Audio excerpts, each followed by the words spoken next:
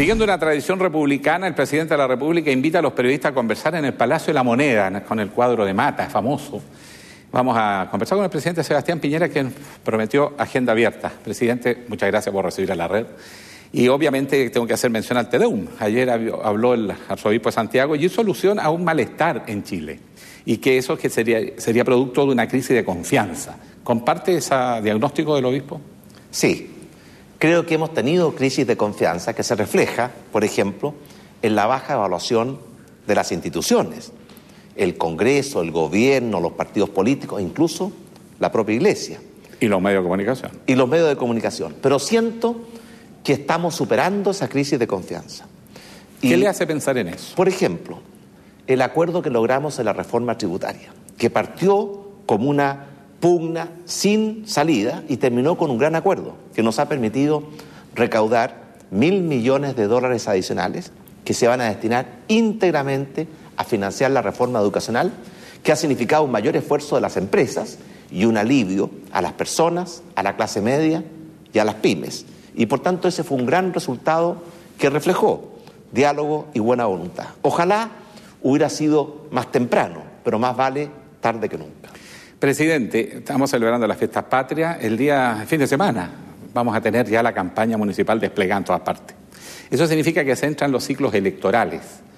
Y eso significa también que varios ministros quieren ser candidatos y ya creo que hay fecha acordada, porque hay fechas además definitivas, el 14 de noviembre, para los que quieren ser ministros, que quieran ser candidatos a senadores. Eso está despejado. ¿Cuántos son los ministros que se quieren ir?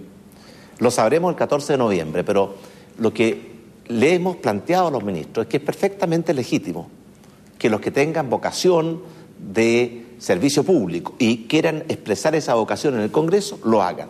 Pero déjeme hacerle una estimación. Yo creo que la inmensa mayoría de los ministros va a seguir como ministros y ojalá hasta el último día. Incluyendo el ministro del Interior, porque él ha dicho que está evaluando la posibilidad de ser candidato a senador. Y es perfectamente legítimo que lo evalúe. ¿Pero usted lo quiere tener? A mí me gustaría que se quedara, pero yo respeto su decisión. ¿Y él qué ha dicho? Él me ha dicho que se va a quedar. Y respecto a los presidenciables, eso no tienen fecha de término, se pueden ir un día antes de la elección, entiendo. ¿Qué pasa con los presidenciables? Los presidenciables no tienen esa fecha del 14 de noviembre que fija la ley para los que quieran ser candidatos al Parlamento, pero sí tienen una regla que es de sentido común, y la hemos expresado muchas veces. Los ministros tienen que trabajar para todos los chilenos y todos los días. Esa es su misión y ese es su deber. Y por eso lo hemos planteado al decir que bienvenidos los ministros presidenciables, que son ministros que por hacer bien su trabajo la gente los reconoce como presidenciables. Pero por supuesto que este presidente no puede permitir ministros candidatos que descuiden su labor como ministros para dedicarse a su candidatura. Y yo le puedo asegurar que el ministro Goldborn, el ministro Alamán, el ministro Longueira se dedican en cuerpo y alma a ser buenos ministros de defensa, de obras públicas y de economía. ¿Y hasta cuándo se quedan ellos? ¿Salen todos juntos o va a ser posterior? Esa es una decisión que tomaremos después de las elecciones municipales. Pero es evidente que en algún momento van a tener que dejar el gabinete si quieren ser candidatos presidenciales. Presidente, suele ocurrir que cuando se entra ya en los ciclos de sucesión, de alguna manera se ha acuñado la expresión, el presidente queda medio pato cojo. En el mejor de los casos tiene que compartir ya la tribuna con otras iniciativas, la voluntad política, los partidos, la energía, empieza a canalizarse hacia los candidatos. Pero en Chile tenemos un gobierno de 4 años. Suena medio extraño decirle al país que a la mitad de un gobierno, un presidente, está pato cojo, porque la dinámica lleva por otro lado. ¿Fue un error esto de los gobiernos de 4 años? Así lo decidió el Congreso. Yo pienso que es un tema que tenemos que revisar, pero sí le puedo asegurar que nosotros tenemos para los 18 meses que nos quedan por delante una enorme cantidad de tareas, proyectos, misiones, y por tanto este gobierno va a seguir al 100% en compromiso, en voluntad y el entusiasmo hasta el último día. ¿Qué reformas queda por sacar? Hay algunas que están en proceso. Hay otras, por ejemplo, las reformas políticas. ¿Se va a poder hacer algo con respecto al binominal o es tarea, una vez más, para el próximo presidente, que ya lo vienen delegando varios? Nos quedan muchas reformas. Por ejemplo, implementar la reforma a la educación, que es una reforma muy profunda, que significa no solamente mejorar la calidad en todos los niveles, sino que también mejorar la cobertura y el financiamiento. Le doy solamente 2 ejemplos. En educación media Actualmente reciben subvención escolar preferencial solamente 700.000 niños y jóvenes. Lo vamos a ampliar durante este gobierno a la educación, a la clase media y a la educación media, lo cual significa pasar de 700.000 a 1.700.000 estudiantes que van a haber aumentado significativamente la subvención escolar. Y en educación superior vamos a pasar de 110.000 estudiantes becados a 400.000 estudiantes becados. Eso es parte de lo que vamos a financiar con la reforma tributaria para financiar la reforma de la educación. Y en materias políticas. Antes pasaba la materia próxima política, semana. Un detallito, perdón, presidente, pero en materia educacional un gran logro es bajar las tasas de interés de los que cobran, ¿no es cierto?, para los créditos estudiantiles. Pero no quedó despejado el tema de los aranceles, arancel real versus nominales. Y muchos temen que las universidades están apelando mucho al arancel real, a irlo subiendo y las coberturas por los nominales quedan muy abajo. Y que ese puede ser la nueva fuente de endeudamiento de la familia. ¿Hay conciencia de que ese puede ser el talón de Aquiles de esta reforma? Por supuesto que hay conciencia y tenemos una solución a ese problema. En materia de aranceles, en primer lugar, el crédito con aval del Estado, cuyo proyecto de ley acaba de ser aprobado por el Congreso, ¿qué significa? Significa que 370.000 estudiantes van a ver su sistema crediticio mejorado sustancialmente. La tasa de interés baja del 5,6 al 2%. Eso significa que las cuotas que tienen que pagar bajan en promedio entre 30 y 40%. Un gran alivio. En segundo lugar, se hace contingente el pago al ingreso. Ningún estudiante va a pagar más del 10% de sus ingresos. Y por tanto, si un estudiante está sin ingresos por estar sin trabajo, va a dejar de pagar ese crédito. Y además, cuando se pague la cuota número 180, cualquiera sea el saldo deuda, este se va a condonar. Un cambio muy profundo que va a significar que ningún estudiante va a tener la mochila de una deuda excesiva, ni ninguna familia va a tener la mochila de una deuda excesiva. Pero en lo que se refiere a las reformas políticas. Pero antes que eso, al tema de los aranceles. Correcto. Vamos a cambiar el sistema de fijación de los aranceles, de forma tal que el arancel básico, que es el que determina el Ministerio de Educación, refleje el verdadero valor agregado que aporta cada carrera. Y de esa forma vamos a evitar el problema que usted mencionó. Y en materia de reformas políticas, la próxima semana vamos a ponerle discusión inmediata, la máxima urgencia, a la ley que aprueba las primarias, de forma tal que los candidatos sean elegidos con la participación de la gente. Y también, y esto lo he mencionado en muchas oportunidades, yo creo que tenemos que lograr un gran acuerdo para perfeccionar nuestro sistema electoral.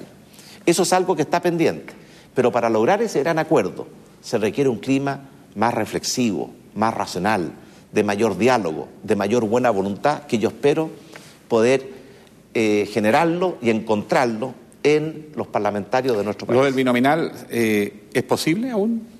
Por supuesto que es posible perfeccionar nuestro sistema electoral, pero el sistema electoral actual tiene virtudes que hay que reforzar y defectos que hay que corregir.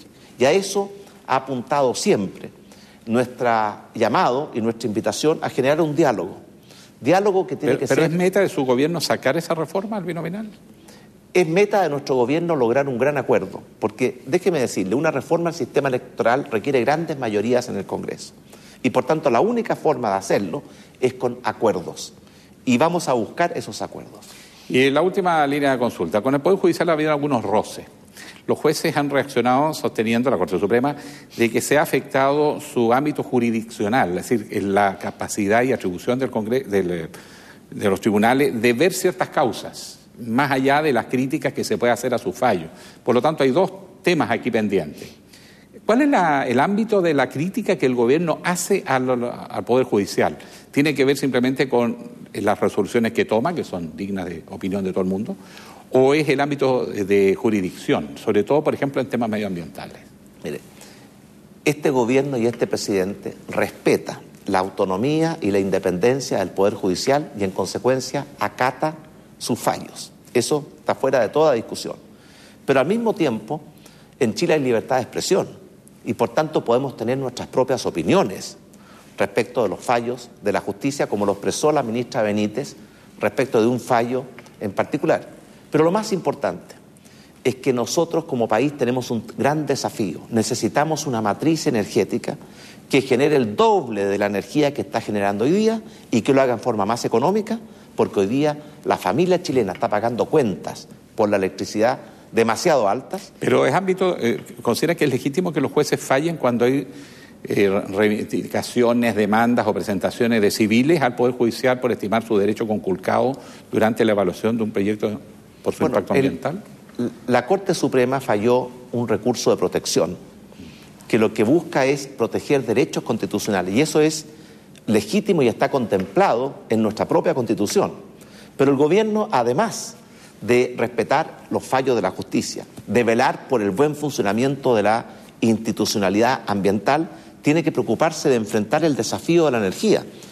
Nosotros no vamos a tener problemas de energía durante este gobierno, pero un gobierno responsable tiene que mirar más adelante y preocuparse de lo que van a tener que enfrentar futuros gobiernos. Y por eso estamos comprometidos y trabajando en la Agenda Nacional de Energía, que lo que busca, como le mencionaba atrás, es una matriz energética que permita alimentar nuestros hogares, nuestras ciudades, nuestras empresas para seguir creciendo con una matriz más económica, porque la energía que paga en Chile todas las familias, incluyendo los sectores más vulnerables, es demasiado cara y la vamos a bajar, más segura y al mismo tiempo más limpia. En eso estamos trabajando. Además del tema de la jurisdicción de los tribunales, el otro tema que hay en discusión es la puerta giratoria. Uno de los objetivos de su gobierno fue frenar la puerta giratoria. Con franqueza, ¿considera que eso se logró resolver o es un deber, es una tarea pendiente? Siempre es una tarea pendiente la lucha contra la delincuencia. Pero déjeme decirle que las dos últimas encuestas que miden la delincuencia y la tranquilidad ciudadana en nuestro país han mostrado mejorías con respecto a lo que teníamos antes, pero eso no es suficiente. La lucha contra la delincuencia involucra a muchos sectores: carabineros, la policía de investigaciones, los fiscales, el Poder Judicial, Gendarmería y por supuesto al gobierno. Y por lo tanto, para que funcione bien esa lucha contra la delincuencia, todos los sectores tienen que operar en mayor coordinación. Y por eso nos hemos reunido con los fiscales y le hemos planteado una serie de sugerencias para mejorar su gestión, y lo mismo hemos hecho con el Poder Judicial, porque al fin y al cabo todos tenemos una sola misión: colaborar y actuar coordinadamente para darle a los chilenos una vida con mayor tranquilidad y con mayor seguridad. Y en eso todavía nos falta mucho camino por recorrer. Presidente, muchas gracias. Buenas noches, Alejandro.